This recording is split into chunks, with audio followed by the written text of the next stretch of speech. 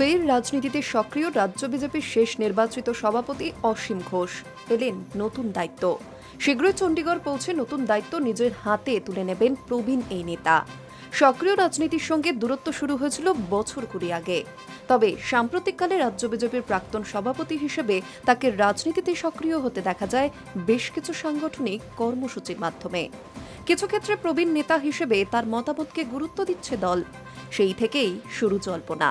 এবার সমস্ত জল্পনার অবসান ঘটিয়ে রাজ্য বিজেপির প্রাক্তন সভাপতি অসীম ঘোষের নাম ঘোষিত হল রাজ্যপাল হিসেবে।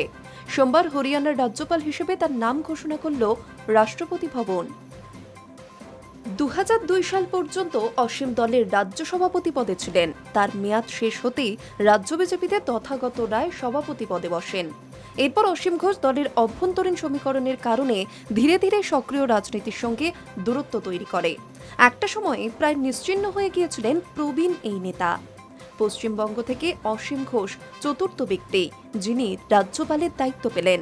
সিদ্ধার্থ শঙ্কর রায়, বিষ্ণুকান্ত শাস্ত্রী ও তথাগত রায়ের পর অসীম ঘোষ প্রত্যেকেই পশ্চিমবঙ্গের রাজনৈতিক ব্যক্তিত্ব যারা রাজ্যপালের দায়িত্ব পেলেন। Hi news network.